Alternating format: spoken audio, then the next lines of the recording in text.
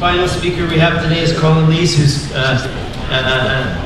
who's remarkably energetic still, as he'll show you all in a minute. He's still working as co-chair of the Centre for Health and Public Interest in the UK, one of the most interesting public policy institutes looking at health, but also just in general for its critique of neoliberalism and neoliberal administrative practices. He's also honorary research chair at Goldsmith, an old friend going way back from Queen's University. He's here to speak of his essay, which is titled, what did you end up titling it? Brexit Britain. And the way forward, that's what he's going to pose. And he asks many challenging questions for the possible incoming Corbyn government. Colin. Thank you very much. Yes, in 2015, at the election, Labour under Ed Miliband expected to win it, didn't win it. The Conservatives got the largest results. Sorry. Oh, is that better? Yeah. Yes? Closer. Okay. And so there was a leadership election for the leader of the Labour Party. At every leadership election over the years, the small contingent of socialists in the Labour Party, parliamentary party, tried to put up a candidate. Usually they were not able to get enough fellow MPs to sign their nomination papers to run. On this occasion, they succeeded in getting one Jeremy Corbyn nominated on the ballot because basically a number of sympathetically type Labour centrist MPs thought he's very harmless, he's a decent guy, he's never been rude to us, it'll look good to run a left-wing person so we can say that we gave the left an airing. So he just squeezed in and got the nomination. And then he ran away with it, to everybody's astonishment, including his own and his colleagues. He then was challenged within the Parliamentary Labour Party and obliged to stand again against another Labour MP for the leadership. The people who challenged him were confident that the public would not live long with the idea of this far-left backbencher suddenly catapulted into the leadership. And so they put up a rather boring candidate who was confident that he would displace him, and Corbyn increased his majority among the members of the party. Not only that, the number of members of the party doubled. People flocked into the party, doubling its membership and, of course, doubling its income, and making the Labour Party far the largest party in Western Europe at the present time. Okay, so suddenly I would consider this like a small somersault in the world turning up in the convulsions that have just been described. But of course, to people in the UK, it feels like a giant step for us. So what I want to talk about is what are the prospects for this. Corbyn is described as a socialist, and I think correctly, and by that I do not mean a social democrat. One of the leading people in his team summed up the project as he sees it. We could call it the Corbyn project, but it's not the project of Corbyn, who, let me say, never expected to be the leader, never wished to be the leader. It's not his personal project, but he has come as a leader, of course, to epitomize it. Here is what his colleague said: the long-run aim is to achieve a radical shift in the balance of power and the balance of income and wealth, a political, economic, and social shift. You then work back to the steps to that end. A basic one is winning elections so as to be able to make major changes that improve the lives of ordinary people. With power, you have to make changes politically, democratizing the state. Economically, deprivatizing, democratizing work and economic life, and socially, a shift in the balance of social forces. Now, Corbyn did not say that, but I'm confident that he would find no problem in signing up to that. That's not the kind of language he uses, and I would say that it's not the kind of analytic thinking, that level of thinking, I cannot say, is widespread outside the Corbyn leadership team, or perhaps within within a very large part of it. This is a quote from an exceptionally astute person, but he's not unique. There are others who think like that, and I think a lot of them would see that as a good statement of what they are about. So what are the prospects? Before looking at them, I think it's right to remind ourselves of the warnings given 120 years ago by Rosa Luxemburg on a project of this kind. It is absolutely false and totally unhistorical to represent the work for reforms as a drawn-out revolution, and revolution as a condensed series of reforms. He who pronounces himself in favor of the method of legal reforms in place of and as opposed to the conquest of political power and social revolution does not really choose a more tranquil, surer and slower road to the same goal. He chooses a different goal. And then, echoing that, but only 60 years ago, the French sociologist André Gortz in 1968, electoral victory acquired on the basis of a program of reforms, however timid, does not give power to initiate these reforms. However eloquently it may be advocated by the opposition, a different policy will neither convince nor appear possible unless there has already been a virtual demonstration of the power of promulgating it, unless the relationship of social forces has been modified by direct mass action, which, led by the working class parties, has created a crisis for the policies of the government in office. I think we have to admit that these are cogent arguments.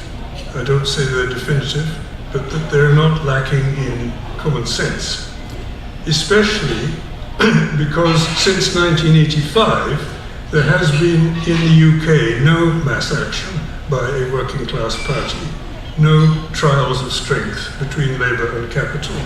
We are dealing with the sort of parliamentary socialist project that Luxemburg and Gortz were talking about. The question is, can the Corbyn project, the current Labour Party project in Britain, against the whole tenor of political change at the present time, can it escape the trap that Luxemburg and Gortz saw it would fall into? So the next thing is to ask, well, what are they trying to do practically? In 2017, there was a general election called at short notice by Conservatives to try to free themselves from their dependence on a relatively small majority, thinking that Corbyn would easily be beaten, that he might be popular with the Labour members, but that the wider public had no time for such high-flown ambitions as I've just outlined. So the election was called at short notice. Labour put together a manifesto at short notice. It was then unkindly leaked by one of the people opposed to Corbyn in the Scottish office of the Scottish Labour Party, and it proved an absolute sellout success. Within days of being leaked, it was the most popular document in British political life. Let me just quickly tell you what was in this. Renationalise the public utilities, water, energy, the Royal Mail, and over time, rail services, all of which have been privatised by Mrs. Thatcher and her successors.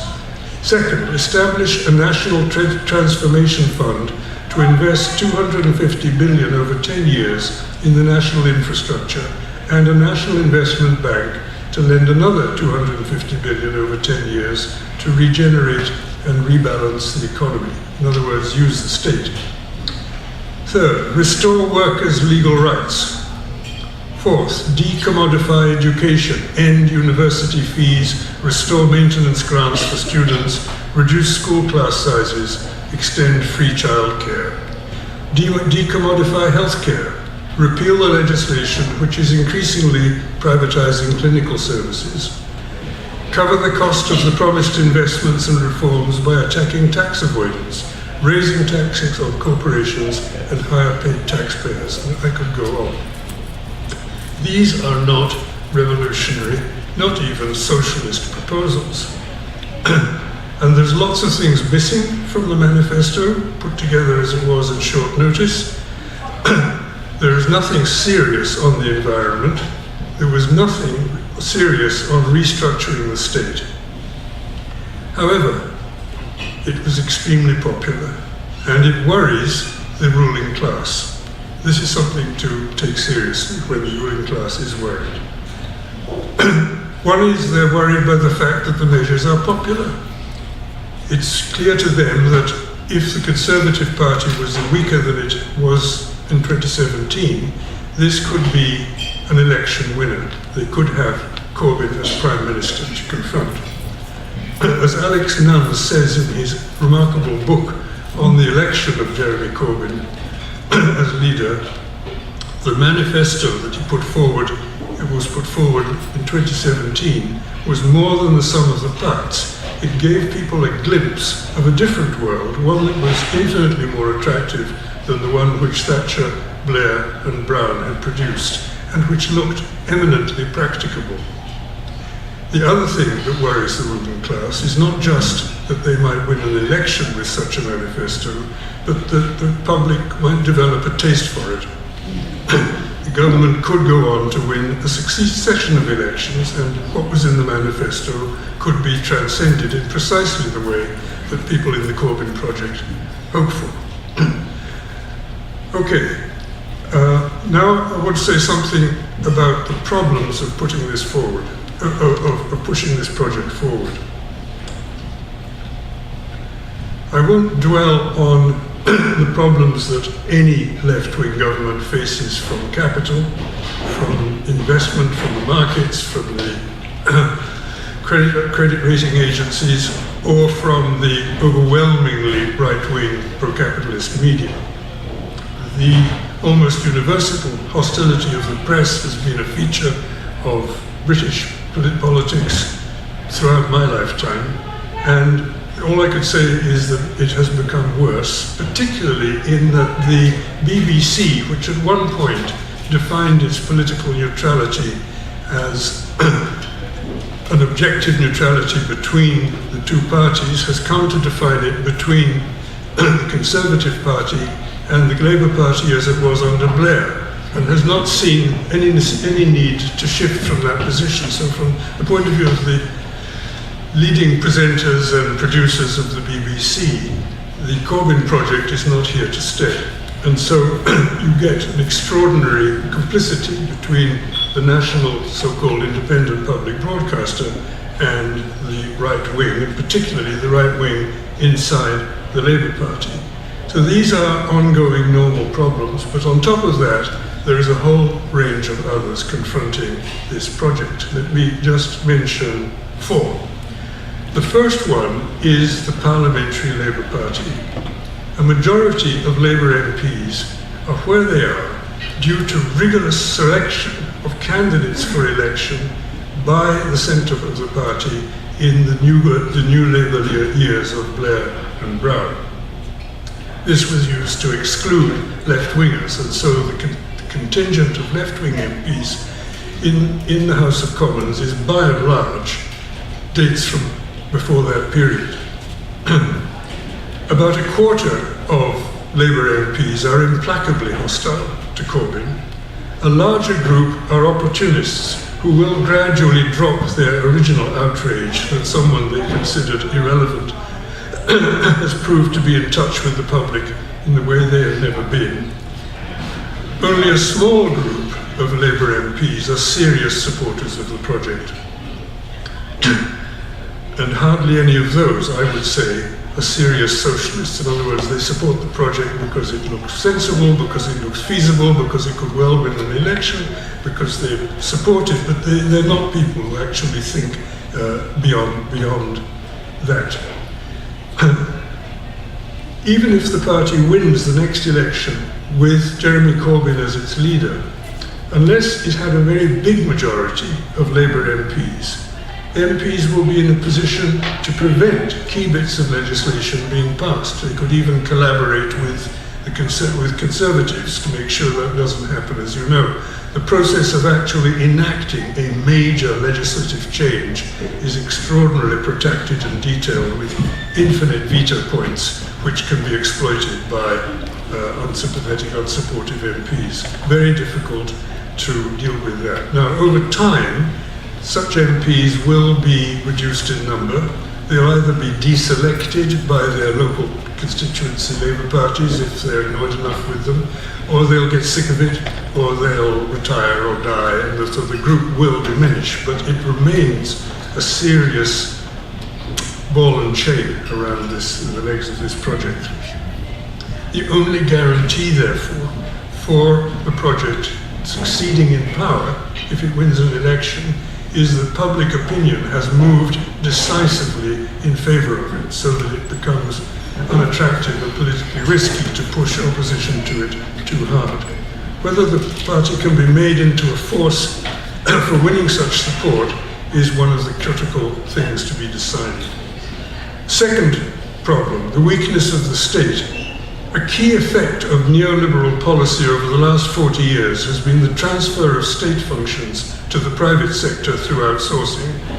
Since 1975, since then, the population has increased by a sixth. The civil servant has been cut in half. Last year, a major outsourcing company, Carillion, collapsed, leaving 208 government bodies of all kinds with broken contracts worth together almost £6 billion. When MPs asked what this meant, the government Auditor General told them plainly that many government departments were no longer capable of carrying out the work that has been outsourced. They lack the expertise and experience, not to mention the numbers. On top of this, senior civil servants have been deeply inculcated with market ideology over that long period. Even the modest ambitions of Labour's 2017 manifesto will be hard to achieve with the state apparatus that now exists. Practicable plans for rapidly transforming the capacity of the state and the orientation of the state and its state personnel need to be formulated. This is a huge, crucial challenge. The third problem is the electoral challenge itself. In 2017, Labour won 40% of the vote, and this was not enough to win. This is due to the first-past-the-post system combined with the geographic distribution of Labour support. Unless there is a big drop of support for the Conservatives and/or a rise in votes for other third, fourth or fifth parties, winning an outright majority will be very difficult. And without an outright majority large enough also to neutralise the internal opposition of hostile Labour MPs, carrying out the manifesto commitment will be even more difficult. I could say more about that. It's not as dire as I've made it sound, but it is pretty dire, pretty tough. And then fourthly, Brexit. This is both a massive distraction from Labour's long-term agenda, and it splits the party, as well as the country, in a perverse way. It would take all evening to begin to discuss it usefully, so I'll just say this about that, as the American president used to say. After 45 years of deep integration of the economy of the UK with the economies of the other 27 EU states, or at least another dozen of them, the economic costs of leaving, even on the most favourable terms, will be heavy and make accomplishing Labour's project much more difficult. If the terms are not favourable, damaged limitation seems to me bound to take precedence over social and economic transformation. Whichever party is in government in that post-Brexit moment, when it will be protracted, will in the long run pay an electoral price. At the moment, the terms look unlikely to be favourable, even if crashing out with no agreement on a transition is avoided. Okay, that's a short list of the problems. Can I say anything encouraging against that? Well, on the plus side, if you think back to the Blair years, Blair, with the New Labour project, won a landslide majority in 1997 and pretty much held on to it for 2 successive elections. And the reason for that was that the Conservative Party had simply collapsed. It was so internally divided, had such trouble producing credible leaders, had such a bad record that it simply couldn't compete, and still was not competing well when it returned to power as a minority government in 2010. The Conservatives are uniquely identified with the neoliberal project. Although it was continued under New Labour, it's a Thatcherite project of which they're very proud. And the impact of that project on a large enough section of the population has been so disastrous that I think the electorate will eventually see the Conservatives as tarnished by that in a fundamental way. I think there's a good chance that if Labour can win an election, it will be able to hold on to that majority if it plays its cards right. Secondly, whoever is in charge of whatever happens after Brexit, again, it's a Conservative project. It's begun by David Cameron as leader, carried through by Theresa May as his successor, forced through into the worst way by the far right of the Conservative Party. The price for Brexit will eventually have to be paid psychologically, electorally by the Conservative Party. So those are 2, I think, things that are going for the Labour Party. And the last thing that I want to talk about is momentum. Out of the campaigns to elect and re-elect Jeremy Corbyn as leader, there emerged a new organisation that is both attached to the Labour Party but not at the same time inside it. A new activist organisation which now has over 40,000 members, an independent income of several £100,000. It has 2 faces. One is concerned with reversing the control of the party's organisation by the right wing through winning delegate elections inside the party, nominating left candidates for parliament. It has made steady headway, but it still has a long way to go. The national executive of the party now finally has a Corbyn majority, and most of the top officials in key roles are beginning to be, most of the top positions are beginning to filled by supporters of the project too.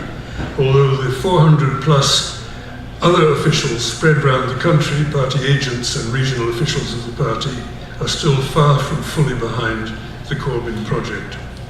The other face of momentum, and this is the last one I want to say anything about, is focused on making the party an active educational and mobilizational force among the electorate at large. 40,000 people spread over 650 ridings is not a lot, but at the margin they can make a significant impact, and did make a very significant impact in the 2017 election. Highly organized, using social media in extremely sophisticated ways. In a number of key seats they were absolutely decisive. And the party leadership has taken up the work initiated by Momentum itself, recruiting some of Momentum's best organizers to campaign on a permanent basis in some key ridings, and beginning to look at the possibilities of a developed central party program of political education. Whether Momentum can be a game changer remains to be seen, but it is a new phenomenon and a sign that Tony Blair's so-called New Labour project is now dead and buried.